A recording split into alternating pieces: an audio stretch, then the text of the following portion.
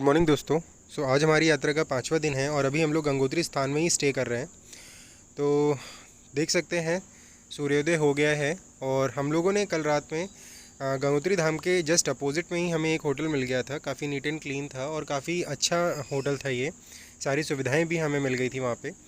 तो हमने यहीं पे स्टे करने का फ़ैसला किया और हमें क्योंकि हमने सुन रखा था कि यहाँ पे सूर्योदय बहुत सुंदर होता है, तो इसलिए अभी मैं होटल के बाहर ही बैठा हुआ वेट कर रहा था। और अभी देख सकते हैं आप कि जो सूर्य है, जब पहाड़ों के पीछे से सूर्योदय हो रहा है तो देखिए कितना सुंदर लग रहा है और बिल्कुल मणि के जैसा पहाड़ों के ऊपर जो है सूर्य चमकता हुआ दिखाई दे रहा है।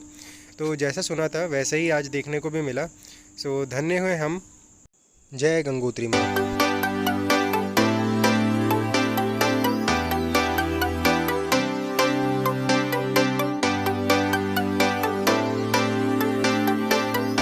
तो चलिए दोस्तों, आज एक पौराणिक कथा के माध्यम से मैं आपको गंगोत्री धाम के इतिहास के बारे में समझाता हूँ और क्यों हम लोग गंगा जी को भागीरथी कहते हैं ये भी समझने की कोशिश करते हैं।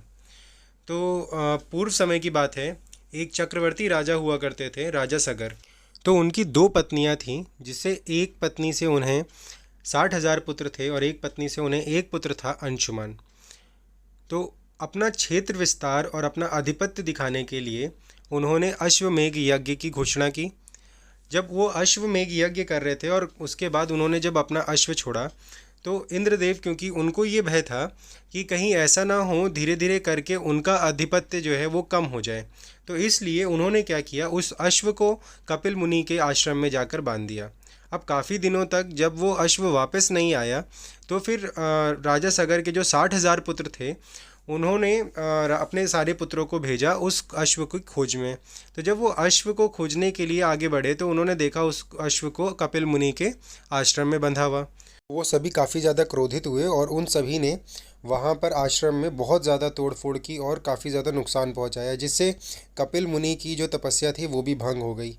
फिर उन्होंने क्रोध में आकर उन सभी को भस्म कर दिया।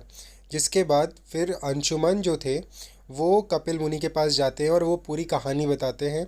तब कपिल मुनि अंशुमन को बताते हैं कि कैसे वो अपने भाइयों को मोक्ष दिला सकता है और उनके श्राप से मुक्त कर सकता है। तो वो ये कहते हैं कि अगर गंगा जी में इन सभी की अस्थियों का विसर्जन किया जाए तो इन सभी की आत्मा को शांति मिल जाएगी और इन्हें मोक्ष की प्राप्ति होगी और ये मेरे श्राप से मुक्त हो जाएंगे। तब अंशुमन तपस्या करते हैं और गंगा जी को प्रसन्न करने की कोशिश करते हैं ताकि वो धरती पर आकर उनके भाइयों की अस्थियों को स्पर्श करें और उनको मोक्ष दिलाएं। लेकिन उनकी तपस्या असफल रहती है और वो गंगा जी को प्रसन्न नहीं कर पाते हैं। फिर उनके पुत्र दिलीप भी तपस्या करते हैं लेकिन वो भी असफल रहते हैं। फिर दिलीप के पुत्र भागीरथ जो होते हैं तो गंगा जी धरती पर उतर सकती हैं। तो इस तरीके से शिवजी पहले गंगा जी को अपने जटाओं में स्थान देते हैं, फिर उनके केशों से होती हुई गंगा जी धरती को स्पर्श करती हैं और जिस स्थान पे पहली बार गंगा जी धरती पर आईं उसे ही गंगोत्री कहा गया। फिर वो शिवजी की तपस्या कर उन्हें प्रसन्न करके फिर उनको मनाते हैं कि वो अगर गंगा जी का वेग संभाल लें, वो तपस्या करते हैं और गंगा जी को प्रसन्न कर लेते हैं और मना लेते हैं गंगा जी को धरती पर आने के लिए। लेकिन गंगा जी फिर उन्हें बताती है कि गंगा जी का वेग धरती संभाल नहीं पाएगी और क्योंकि शिव जी हैं जो गंगा जी के प्रसन्न होकर गंगा जी ने धरती पर आने के लिए तैयार हुई, इसलिए इसे भागीरथी भी कहा जाता है और उनको यहाँ पर भागीरथ जी की पुत्री के नाम से भी जाना जाता है। अभी मैं खड़ा हूँ यहाँ पे भागीरथी के ब्रिज पे खड़ा हुआ हूँ, यही गंगोत्री में, जो एक एंड को दूसरे एंड से ज्वाइन करता है मंदिर के साथ। तो बेसिकली आप देख सकते हैं अभी कितना ज़्यादा फ्लो हो गया है और टाइम टू टाइम ये बढ़ ही रहा है। रात में भी हम लोग जब आए थे तब इतना फ़्लो नहीं था, लेकिन अभी फ़्लो काफ़ी ज़्यादा हो चुका है। अब हम लोग जा रहे हैं, बस मंदिर को जो है मंदिर के लिए प्रस्थान कर रहे हैं। मंदिर पे दर्शन करके फिर हम लोग निकल लेंगे यहाँ से और अब हम लोग देखते हैं कहाँ केदारनाथ जाना है या बद्रीनाथ जाना है, कहाँ जाते हैं वो देखते हैं। तो आपको जैसा जैसा मुझे जो भी जानकारी मिलती जाएगी मैं आपको अपडेट करता जाऊँगा। सो जुड़े रहें हमारे चैनल के साथ। आप देख सकते हैं अभी हम लोग फिर से मंदिर में आ गए हैं और अब मॉर्निंग हो चुकी है, तो हम लोग बस निकलने ही वाले हैं। बस ये सोचा कि निकलने से पहले एक बार आखिरी बार गंगोत्री माता के दर्शन करते हुए निकलें। तो देखिए लाइन भी यहाँ पे लगी हुई है काफ़ी ज़्यादा।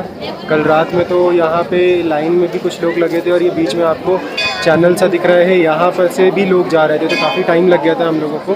बट मॉर्निंग के टाइम पे यहाँ पुलिस भी अभी लगी हुई है, तो सारे लोग लाइन में ही लग के दर्शन कर रहे हैं। वैसे बहुत ज़्यादा भीड़ नहीं है, तो आराम से दर्शन हो जाएंगे। कल रात में भी हम लोगों ने बहुत अच्छे से दर्शन किए यहाँ पे, तो आप देख सकते हैं पूरा का पूरा यहाँ पे पूरा का पूरा प्रांगण यहाँ का, तो बहुत ही सुंदर यहाँ का नज़ारा है।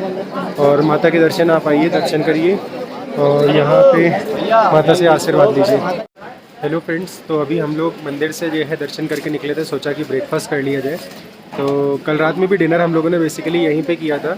ये होटल कृष्णा है, यहाँ पे रेस्टोरेंट भी है यहाँ पे इनका खुद का, तो इनका ये देख सकते हैं नाम भी लिखा हुआ है यहाँ पे, hotel Krishna palace and restaurant. तो आप यहाँ पे आके खाना खा सकते हैं। आपको यहाँ पे हर वैरायटी का खाना और बहुत ही टेस्टी खाना आपको मिल जाएगा यहाँ पे। आप आके यहाँ पे एक बार खाना ज़रूर ट्राई करें। इनके पास बहुत सारी वैरायटी है जो हम लोगों को प्लेन्स पे आसानी से अवेलेबल होती हैं। इन्होंने वो सारी वैरायटीज़ यहाँ पे ब्रेकफास्ट में, लंच में, डिनर पे सारी वैरायटीज़ यहाँ पे अवेलेबल करा रखी है। तो एक बार आप यहाँ पे आके ज़रूर जो है ट्राई करें आप ब्रेकफास्ट।